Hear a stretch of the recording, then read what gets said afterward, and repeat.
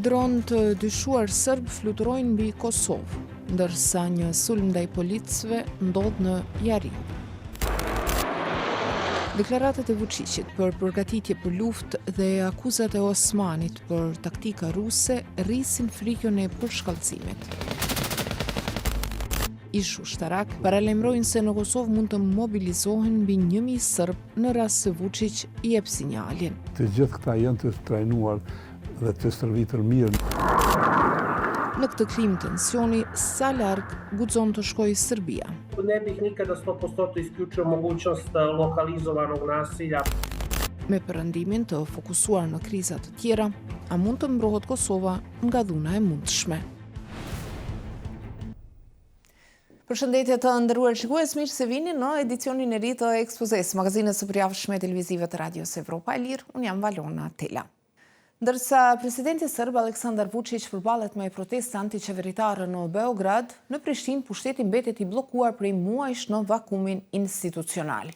Por përtej krizave të brendshme në të dyja vendet, retorika për sigurinë po bëhet gjithnjë e më ashpër, duke ngritur pyetje për rrezikun real dhe përfituesit e mundshëm. Këtë javë, presidentja e Kosovës Vjosa Osmani priti komandantin e misionit paqëruajtës të NATO-s KFOR Ozkan Ulutash për të diskutuar, siç tha, kërcënimet nga dronët serb. Si komandante supreme Forcës së Sigurisë së Kosovës, Osmani theksoi rëndësinë e koordinimit dhe bashkëpunimit me KFOR-in për të parandaluar çdo veprim destabilizues nga Serbia. Në fund të muajit të kaluar, zyrtarët e Kosovës raportuan se hapësira ajrore e vendit ishte shkelur nga dronë të dyshuar serb, por nuk dhanë detaje për kohën apo rrethanat e incidentit. KFOR-i megjithatë tha se nuk ka vërejtur ndonjë hyrje të dronëve nga jashtë që të kërcënonte sigurinë. Po atë ditë, policia e Kosovës tha se ka arrestuar një shtetas të Serbisë pasi ka sulmuar zyrtarët policor në pikën kufitare të Jarinjës. Osmani ngriti çështjen e kërcënimeve nga Serbia edhe në Kopenhag, ku mori pjesë në samitin e Komunitetit Politik Evropian më 2 tetor. Serbia i trajton shtetet fqinja si shtetet që nuk ekzistojnë, si shtetet përkohshme, si shtetet ndaj të cilave vepron me agresion. Është kopje e metodave të Rusisë. Duke ju përgjigjur Osmanit, presidenti i Serbisë Aleksandar Vučić tha se të gjithë po përgatiten për luftë dhe akuzoi Kosovën se po shfrytëzon këtë kohë për të fituar mbështetjen ndërkombëtare. Mi bismo hteli da izvodimo ratove. Ne duam ta shmangim luftën, ti shmangim konfliktet, druaj se askush nuk do të dëgjoj më askënd dhe të gjithë, vërtet dhe seriozisht, po përgatiten për luftë. Svi se stvarno I ozbiljno spremaju za ratove. Vučić nuk ofroi prova për pretendimet e tij dhe ekspertët e sigurisë në Beograd I shohin ato si propagandë për përdorim të brendshëm. U ovom trenutku proteklih godinu dana sve... Gjatë vitit të fundit, gjithçka në Serbi, përfshirë dhe politikën e jashtme, I nënshtrohet dinamikës së protestave antiqeveritare, e vetmja gjë me të cilën merret shteti është mbjetesa e regjimit. Në këtë kontekst, ai vazhdimisht përpiqet të bëjë teatër dhe të gjejë një armik të huaj për të zhvendosur vëmendjen, qoftë edhe për kohë të shkurt nga protestat. Vučić edhe këtë javë reagoi me ashpërsi ndaj lajmit se Kosova ka pranuar dronë nga Turqia, duke u shprehur I tmerruar me, siç tha, sjelljen e Ankaras. Shefi I shtabit të përgjithshëm të ushtrisë serbe Milan Mojsilović tha se ka zhvilluar një bisedë urgjente me komandantin e KFOR-it Ozkan Ulutash, të cilit I ka shprehur shqetësimin se armatosja e Kosovës mund të ndikojë në stabilitetin e rajonit. Për Igor Tabakun, analist ushtarak në portalin Mbrojtja dhe Siguria nga Zagrebi, këto janë gjepura të një regjimi që kërkon të shpërqendrojë publikun. Ai thekson se çdo përshkallëzim I mundshëm në rajon do të kishte pasoja serioze për NATO-n, pasi shumica vendeve përreth Serbisë janë anëtare të aleancës ose bashkëpunojnë ngushtë me të. Por shton se shumë çka do të varet edhe nga mënyra se si udhëheqja serbe menaxhon tensionet e brendshme. Nëse tensionet e brendshme në Serbi vazhdojnë të rriten, nuk do të më befasonte nëse regjimi do të përpiqej ta zhvendoste vëmendjen publike të një armik I jashtëm. Kjo është shumë më e përshtatshme për pushtetin se sa të flas për përdorimin e gazit lotësjellës nga policia apo për nxjerrjen e tankeve në rrugë. Transporteri ili možda i tenkovi ili tko zna šta sve ne. Dhe Kosova është një prej pikave më të cenueshme sipas Tabakut, marr parasysh historinë e konfliktit. Muajin e kaluar u bën saktësisht 2 vjet prej se një grup serbësh sulmoi policinë e Kosovës në Banjsk duke vrarë një polic. Kosova bëri përgjegjëse Serbinë për incidentin, por Beogradi e mohoi përfshirjen. Tabak nuk e përjashton mundësinë që një formë e tillë e terrorizmit të përsëritet. Zato ne treba ni puno ljudi ni... Për këtë nuk nevojiten as shumë njerëz, as shumë pajisje. Një aksion i tillë mund të organizohet pa lëvizje të mëdha shtetërore dhe pa logjistik të ndërlikuar.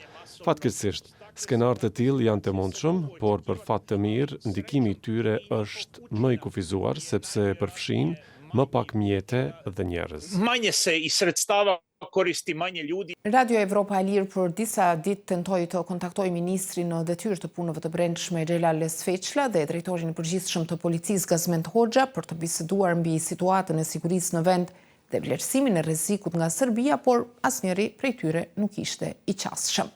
Ish komandanti i Forcës së Sigurisë së Kosovës Kadri Kastrati thotë se situata në Kosovë është e qetë vetëm në sipërfaqe pasi Serbia, që nga Banjska e këndej, por zhvillon një luftë hibride kundër vendit. Ai përmend sulmin në Iber-Lepens dhe përdorimin e dronëve si shembull të kësaj strategjie.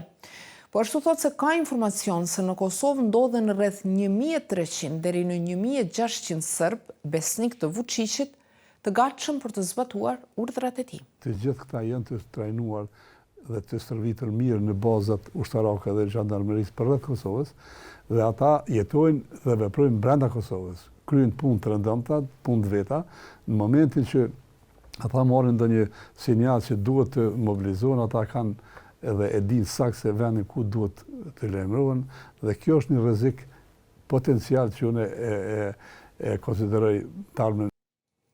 Kastrati thotë se institucionet e Kosovës janë të informuara për ekzistencën e këtyre grupeve në veri. Ai shton se ndonse nuk njihen me emra të përveçshëm, dihet numri i tyre dhe fakti që posedojnë armë të fshehura në zona malore.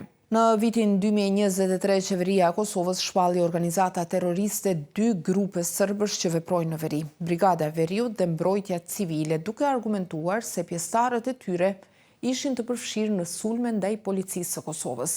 Policia e Kosovës her pas here njofton për konfiskimin e armëve dhe municioneve në këtë pjesë të vendit.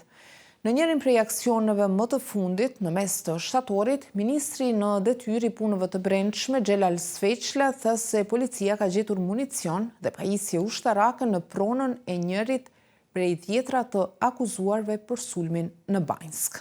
As Vuksanović nuk e shet të mundshëm një sulm konvencional të Serbisë kundër Kosovës për shkak të pranisë së NATO-s, por vlerëson se udhëheqësit e të dyja vendeve të përballur me kriza të brendshme mund të nxisin provokime për të zhvendosur vëmendjen publike.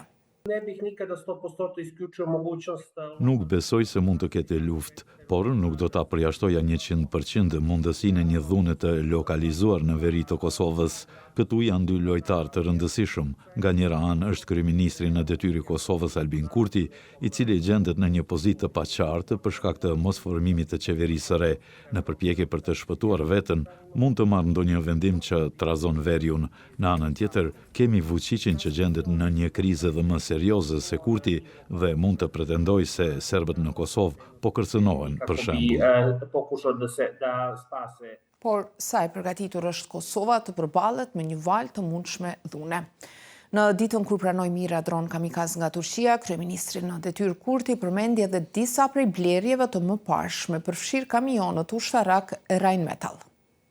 Kjo tregon se gjithnjë më shumë po forcohet ushtria jonë dhe po pajiset me armatim e pajisje moderne.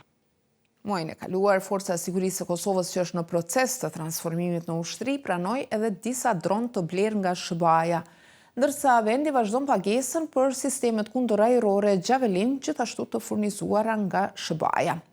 Përgjegjësia për hapësirën e ulët ajrore të Kosovës mbetet tek Fori, ndërsa të lartën e mbikëqyr Hungaria. KFOR-i është përgjegjës edhe për sigurinë e kufive tokësor të Kosovës me Serbinë, ndërsa për pjesën tjetër të vijës kufitare është policia e Kosovës. KFOR-i vazhdimisht nënvizon se garanton një mjedis të sigurt dhe të mbrojtur. Sipas ish komandantit Kadri Kasrati, misioni NATO është çelësi i stabilitetit në Kosovë, por se buxheti i mbrojtjes duhet të rritet për të përballuar sfidat e ardhshme. Qeveria Nordhe, e cila do të jetë pavarësisht kush do ta formojë qeverinë, do duhet ta ketë një për prioriteteve mbrojtjen dhe sigurinë. Shtetet e Bashkuara të Amerikës, NATO janë përgjithësi kanë përcaktuar një vijë diku 5% të bruto prodhimit vendor me nda për mbrojtje dhe siguri për shkak situatës globale. Ne e kemi diku 1.8 të bruto prodhimit vendor. Ne do duhej minimalisht them 5%. Përveç në FSK, Kastrati thotë se duhet investuar edhe te policia e Kosovës, e cila aktualisht ka rreth 10.000 pjesëtar. Do duhet të rritet numri i tyre, posaçërisht në ECK më herët, të rritet edhe kalibri i armatimit, sepse i lejohet deri 20 mm që forcat speciale, forcat e kufirit, të jenë përafërsisht përgatitura siç janë forcat për ndërhyrje shpejt policisë Kosovës. Të kontaktuar nga Radio Evropa e Lirë, zyrtarët e Ministrisë së Mbrojtjes së Kosovës nuk zbuluan se sa ka shpenzuar Kosova këtë vit për armatim. Por në një deklaratë në Radios Evropa e Lirë në fund të vitit të kaluar, ministri tani në detyrë mbrojtjes Sejup Maqedonci ka thënë se në 4 vjet Kosova ka shpenzuar mbi 269 milion euro për blerje të armatimit. E sipas Institutit Ndërkombëtar të Kërkimeve për Paqen në Stockholm, Kosova në vitin 2024 ka ndarë rreth $162 milion për mbrojtjen, ndërsa Serbia rreth 2.2 miliard. Shikues të nderuar, kështu kemi ardhur në fund të këtij edicioni të ekspozes. Për të rejat e fundit, vazhdoni të na përcjellni në faqen tonë në internet në adresën evropaelir.org. Na ndiqni edhe në llogaritë Radio Son në rrjetet sociale. Bashkë takohemi sërish të premten ardhshme, mirëmbëjtje.